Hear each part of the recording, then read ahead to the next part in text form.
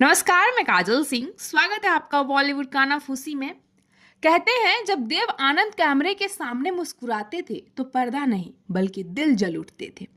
वो सिर्फ एक एक्टर नहीं बल्कि एक ऐसे एहसास थे जिसने लाखों नहीं बल्कि करोड़ों लोगों को दिलों को अपने अंदाज में दीवाना बना दिया। खबरों की माने तो जब वो ब्लैक कोट पहनकर सड़कों पर निकलते थे तो लड़कियां उन्हें देखकर बेहोश हो जाया करती थी।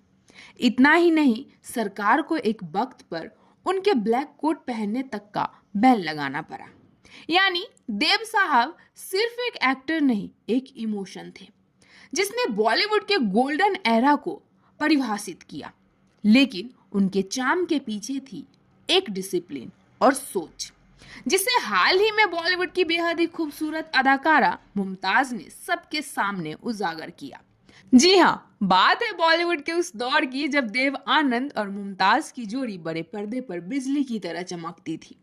एक अपनी चार्म, मुस्कान और ब्लैक कोट वाले अंदाज के लिए मशहूर, तो दूसरी अपनी खूबसूरती और अदाकारी की मिसाल।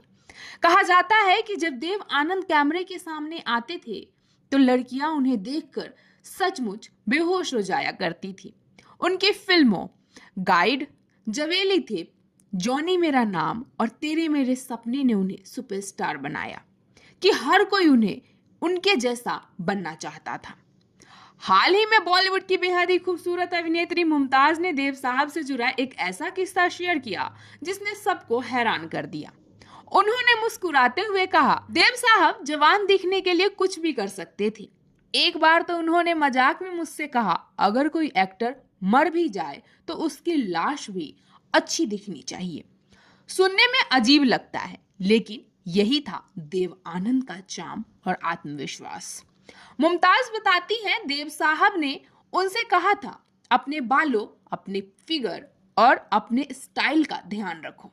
जब तुम सड़क पर चलो तो हर कोई मुड़कर देखे। इतना ही नहीं, और सुनिए, 85 के उम्र में भी देव साहब के पास वो चार्म कायम था। मुमताज हंसते हुए बताती हैं, एक बार 3 महिलाएं उनके कमरे में झांक रही थी। देव साहब मुस्कुराकर बोले, देखो बेबी, अभी भी मेरे पास ऑप्शन है। मुमताज उस पल को याद करते हुए हंस पड़ी, लेकिन उनके चेहरे पर एक गर्व भी झलकता था, क्योंकि देव आनंद जैसे इंसान वाकई एक ही बार पैदा होते हैं। वाकई क्या बात थी उस शख्स में।